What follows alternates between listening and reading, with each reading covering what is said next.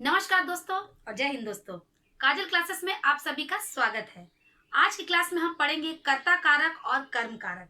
तो आइए अपनी क्लास शुरू करते हैं। कर्ता कारक किसे कहते हैं?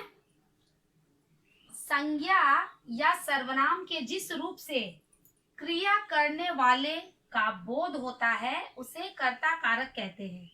संज्ञा या सर्वनाम के जिस रूप से क्रिया करने वाले का बोध होता है। क्रिया मतलब भर, भर मतलब क्रिया मतलब कार्य या फिर काम।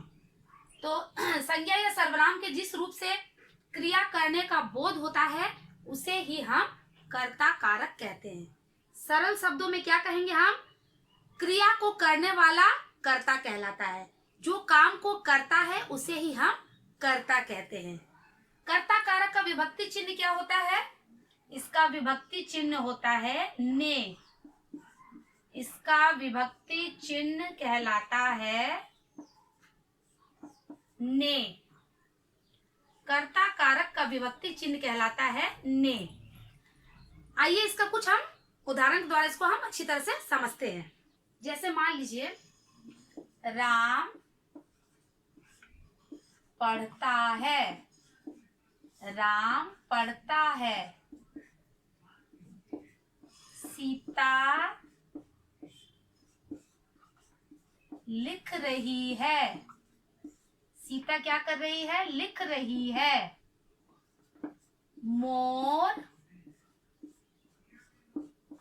नाच रहा है। मोर नाच रहा है। इन सभी वाक्यों में कर्ता कौन है? पहले वाक्य में देखिए राम पढ़ता है। यहाँ पढ़ने का काम कौन कर रहा है? राम कर रहा है। किसके द्वारा पढ़ी जा रही है? राम के द्वारा पढ़ी जा रही है, इसलिए राम वाक्य का क्या हुआ? कर्ता हुआ। दूसरे वाक्य में सीता लिख रही है। कौन लिख रहा है? सीता लिख रही है। लिखने के काम कौन कर रहा है? सीता कर रही है। इस वाक्य में सीता क्या है? कर्ता का काम कर रही है। मोर नाच रहा है। कौन नाच रहा है? नाचने के काम कौन कर रहा है? मोर कर रहा है, इसलिए मोर क्या हुआ? इस वाक्य का कर्ता हुआ। जो भी काम को करे उसे हम, जो भी क्रिया को करे उसे ही हम कर्ता कहते हैं। अब ऐसा तो नहीं हो सकता है कि बिना कर्ता का कोई काम नहीं होगा, क्योंकि वाक्य में करने वाला तो होता ही है, उसे ही हम कर्ता कारक कहते हैं और इसका विभक्ति चिन्ह ने होता है। लेकिन यहाँ पर कोई भी विभक्ति चिन्ह नहीं है, यहाँ पर विभक्ति चिन्ह लुप्त है। कुछ प्राकृतिक शक्ति या पदार्थ भी कर्ता के रूप में हो सकते हैं। कुछ प्राकृतिक शक्ति या पदार्थ भी कर्ता के रूप में हो सकते हैं। जैसे मान लीजिए तारे चमकते हैं। तारे चमकते हैं, ये क्या है? ये सब प्राकृतिक शक्ति है, ये अपने आप होता है। या फिर बादल, बादल गरजते हैं। बादल क्या करते हैं? गरजते हैं। सूरज उगता है। सूरज उगता है। कुछ प्राकृतिक शक्तियां या पदार्थ होते हैं ना जो अपने आप होते हैं। जैसे मान लीजिए तारे चमकते हैं, ठीक है? तो यहाँ चमकने का काम कोई कर रहा है क्या, या कोई करवा रहा है? नहीं, ये खुद ब खुद होता है, क्योंकि ये प्राकृतिक शक्ति है, ये खुद ब खुद होती है। तो यहाँ पर तारे चमकते हैं मतलब खुद ब खुद तारा चमक रहा है। बादल गरजते हैं मतलब गरजाने का काम कोई कर रहा है क्या? नहीं, बादल ऑटोमेटिक क्या है? ये खुद ब खुद गरजते हैं, ठीक है? यहाँ करने वाला कोई नहीं है, ये अपने आप होता है। सूरज उगता है, ठीक है? सूरज को कोई उगाता है क्या कि आओ भाई सूरज उगो? नहीं, सूरज अपने आप उगता है, ठीक है? ये सभी प्राकृतिक शक्ति या पदार्थ है जो खुद ब खुद होता है। तो इन सभी में भी क्या है कि कर्ता मौजूद है, और ये क्या है? ये सभी कर्ता कारक के रूप है, लेकिन इनमें किसी तरह का विभक्ति चिन्ह नहीं है, क्योंकि यहाँ पर विभक्ति चिन्ह लुप्त है। लेकिन फिर भी ये क्या है? ये कर्ता है इसमें, और ये कर्ता कारक है।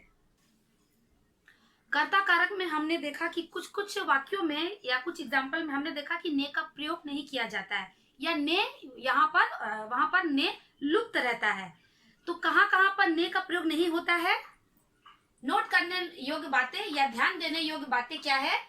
ने विभक्ति चिन्ह का प्रयोग कहाँ नहीं होता है? ने विभक्ति चिन्ह का प्रयोग कहाँ नहीं होता है? आप लोग इसे ध्यान दीजिएगा। वर्तमान काल, भविष्य काल तथा भूतकाल की आकर्मक क्रियाओं में, एक बार हम फिर दोहराते हैं, वर्तमान काल, भविष्य काल तथा भूतकाल की आकर्मक क्रियाओं में ने विभक्ति चिन्ह का प्रयोग नहीं किया जाता है। इन सभी में ने विभक्ति चिन्ह का प्रयोग हम लोग नहीं करते हैं और ना ही इसमें हम लोग ने का प्रयोग लगाते हैं। तो आइए इसके कुछ उदाहरण देखते हैं। जैसे मान लीजिए राधा किताब पढ़ती है। राधा किताब पढ़ती है, ये कौन सा काल है? ये है वर्तमान काल। वर्तमान काल। काल पढ़े हैं ना आप लोग? ध्यान है आप लोग को? भूतकाल, वर्तमान काल और भविष्य काल। वह फल खाता है। वह फल खाता है, ये भी कौन सा काल हुआ? ये भी हुआ वर्तमान काल। वर्तमान काल। मोहन खेल खेलेगा। मोहन खेल खेलेगा, ये कौन सा काल हुआ? ये है भविष्य काल। भविष्य काल। वह फल खाएगा। वह फल खाएगा, ये कौन सा काल हुआ? ये भी है भविष्य काल। भविष्य काल। राजीव गया था। राजीव गया था, ये कौन सा काल है? ये है भूतकाल। भूतकाल अकर्मक क्रिया। अकर्मक क्रिया। भूतकाल अकर्मक क्रिया या भूतकालीन अकर्मक क्रिया। आप देखिए, राधा किताब पढ़ती है, वह फल खाता है, मोहन खेल खेलेगा, वह फल खाएगा और राजीव गया था।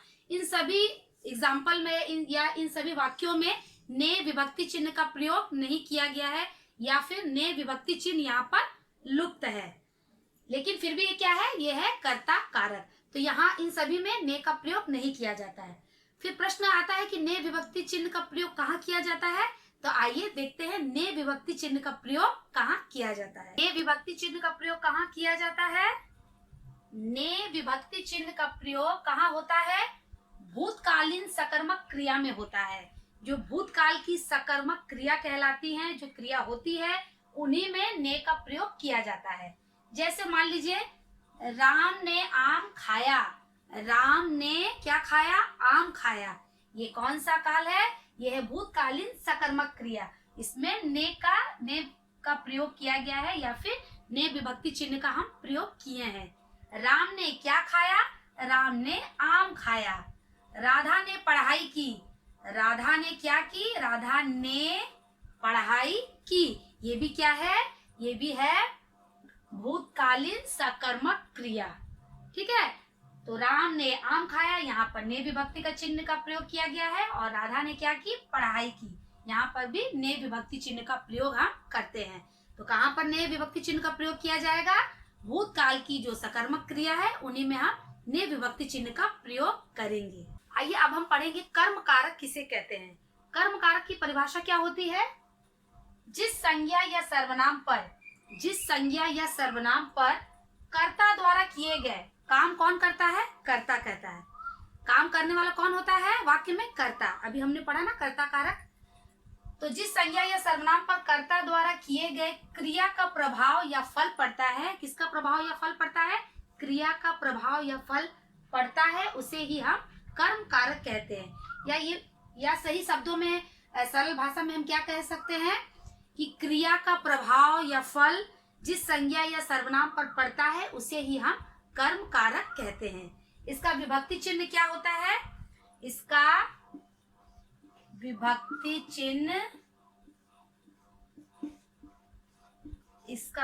चिन्ह होता है को। कर्म कारक का विभक्ति चिन्ह क्या होता है? को। तो आइए कुछ एग्जाम्पल के द्वारा इसको अच्छी तरह से हम समझते हैं। जैसे मान लीजिए मोहन पुस्तक पढ़ रहा है। मोहन क्या पढ़ रहा है? पुस्तक पढ़ रहा है। पुस्तक पढ़ने का काम कौन कर रहा है? मोहन कर रहा है। बच्चे को सुला रही है। कौन सुला रहा है? माँ सुला रही है। किसको सुला रही है? बच्चे को सुला रही है। राम ने रावण को मारा। किसने मारा? राम ने मारा। किसको मारा? रावण को मारा। गीता सितार बजा रही है। गीता क्या बजा रही है? सितार बजा रही है। अगर हम किसको या क्या लगाकर प्रश्न पूछेंगे तो हमें जो भी आंसर या हमें जो भी जवाब मिलेगा वही हमारा कर्म होगा या कर्म की पहचान रहेगी। जैसे मान लीजिए पहला वाक्य में मोहन पुस्तक पढ़ रहा है। क्या पढ़ी जा रही है? प्रश्न करेंगे तो हमें आंसर मिलेगा कि पुस्तक पढ़ी जा रही है। क्या पढ़ी जा रही है? पुस्तक पढ़ी जा रही है। ये पुस्तक क्या है? हमारा कर्म है। माँ बच्चे को सुला रही है। किसको सुलाया जा रहा है? बच्चे को सुलाया जा रहा है। बच्चे को सुलाया जा रहा है। बच्चा क्या है? यहाँ पर कर्म है। राम ने रावण को मारा। किसको मारा? रावण को मारा। प्रश्न करेंगे किसने मारा? राम ने मारा। किसको मारा? रावण को मारा। हमें जवाब मिलेगा रावण को मारा।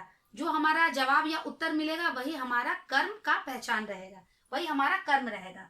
गीता सितार बजा रही है। गीता क्या बजा रही है? प्रश्न करने पर जब हम प्रश्न करते हैं कि गीता क्या बजा रही है तो हमें उत्तर मिलता है कि गीता सितार बजा रही है। तो ये जो सितार है यही क्या है? हमारा कर्म है। कभी कभी क्या होता है कर्म कारक में या कभी कभी क्या है कर्म में विभक्ति नहीं, को विभक्ति का प्रयोग हम लोग नहीं करते हैं या ज्यादातर को विभक्ति लुप्त रहती है, लेकिन फिर भी कहीं कहीं वाक्य में कर्म के साथ को का प्रयोग हम लोग करते हैं। तो आइए इसके कुछ और एग्जाम्पल हम लोग देखते हैं। जैसे रोहन ने सोहन को बुलाया। रोहन ने किसको बुलाया? सोहन को बुलाया। माँ ने बालक को समझाया। माँ ने किसको समझाया? बालक को समझाया। पुलिस चोर को पीटता है। पुलिस किसको पीटता है? पुलिस चोर को पीटता है। गुरु को सम्मान देना चाहिए। हमें क्या करना चाहिए? अपने गुरुजनों का सम्मान करना चाहिए या फिर गुरु को सम्मान देना चाहिए। इन सभी में कर्म कारक का प्रयोग किया गया है। और कर्म कारक का चिन्ह क्या है? उसका विभक्ति चिन्ह है को। कुछ ध्यान देने योग्य बातें क्या है? कुछ ध्यान देने योग्य बातें नोट कीजिए। कभी कभी वाक्य में दो कर्म साथ साथ होते हैं। कभी कभी देखिएगा एक वाक्य आएगा उसमें दो कर्म साथ साथ होते हैं। अब ये दो कर्म क्या क्या है? उसे कहते हैं मुख्य कर्म और गौण कर्म। उसमें दो कर्म होता है, एक मुख्य कर्म और एक गौण कर्म। क्रिया के साथ जो कर्म होता है वह मुख्य कर्म होता है। क्रिया के साथ जो कर्म होता है वह हमेशा मुख्य कर्म होता है। हमेशा ध्यान रखिएगा कि क्रिया के साथ जो भी कर्म रहेगा वो मुख्य कर्म होगा और जो क्रिया से दूर होगा वह गौण कर्म कहलाएगा। मुख्य कर्म के साथ विभक्ति चिन्ह नहीं लगती है। किसके साथ विभक्ति चिन्ह नहीं लगती है? जो मुख्य कर्म होती है उसके साथ विभक्ति चिन्ह नहीं लगती है, लेकिन गौण कर्म के साथ विभक्ति या विभक्ति चिन्ह हम लोग लगाते हैं। तो किसके साथ लगेगा विभक्ति चिन्ह? गौण कर्म के साथ विभक्ति चिन्ह लगेगा, लेकिन जो मुख्य कर्म है उसके साथ नहीं लगेगा। तो आइए कुछ उदाहरण के द्वारा इसको हम अच्छी तरह से समझते हैं। आइए एग्जाम्पल के द्वारा हम अच्छी तरह से समझते हैं कि मुख्य कर्म और गौण कर्म किसे कहते हैं। अध्यापक बच्चे को दंड दे रहा है। अध्यापक मतलब मास्टर जी जो हमें क्लास में पढ़ाते हैं, शिक्षक महोदया। अध्यापक बच्चों को दंड दे रहा है। इन वाक्यों में आप देखिएगा दो कर्म है। पहला कर्म जो है वो है दंड दे रहा है। जो दंड क्या है? मुख्य कर्म है, ठीक है, क्योंकि ये क्रिया के साथ है, क्रिया के बगल में है। और बच्चों को किसको दे रहा है? बच्चों को दंड दे रहा है, लेकिन ये क्या है? ये क्रिया से दूर में है, इसलिए ये क्या है? गौण कर्म है।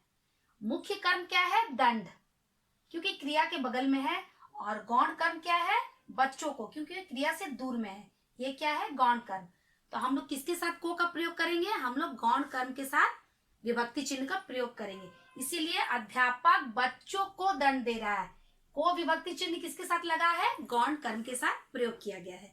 अध्यापक किसको दंड दे रहा है? बच्चों को दंड दे रहा है। दूसरे वाक्य में देखिए, माँ बच्चे को खाना खिला रही है। आपकी माँ, हम सभी की माँ क्या करती है? हम लोगों को क्या करती है? खाना बनाती है और अपने हाथों से खिलाती भी है। तो माँ बच्चे को खाना खिला रही है। इन वाक्यों में क्या खिला रही है? खाना खिला रही है। खिलाने का काम कौन कर रहा है? माँ कर रही है। तो खाना जो है वह मुख्य कर्म है, क्योंकि ये क्रिया खिला रही के साथ में है। और बच्चे को खिला रही है क्योंकि ये गौण कर्म है, क्योंकि ये क्रिया से दूर में है। तो किसके साथ को विभक्ति लगा है? गौण कर्म के साथ। तो माँ बच्चे को खाना खिला रही है। इस तरह से हम लोग को विभक्ति चिन्ह का प्रयोग करना सीखे हैं आज। आइए कर्ता कारक और कर्म कारक के कुछ और उदाहरण देखते हैं। कर्ता कारक, राम पुस्तक पढ़ता है, रोहन ने छींका, उन्होंने एक शेर देखा, राम ने श्याम को मारा, लड़की स्कूल जाती है। ये सभी कर्ता कारक के उदाहरण हैं। कर्म कारक, मैंने हरि को बुलाया, पिता ने पुत्र को पुकारा, लोगों ने चोर को मारा, बड़ों को आदर दो, छोटों को प्यार दो। ये सभी क्या है? कर्ता कारक और कर्म कारक के कुछ एग्जाम्पल है। इसे आप घर पर अच्छी तरह से प्रैक्टिस करते रहिएगा। दोस्तों, उम्मीद करती हूँ कि आपको आज का वीडियो अच्छा लगा होगा। वीडियो पसंद आने पर मेरे चैनल को सब्सक्राइब जरूर करिएगा और अपने मित्रों के साथ शेयर करिएगा। मिलते हैं अपने आने वाले नेक्स्ट वीडियो में एक नए विषय के साथ। तब तक के लिए बाय बाय।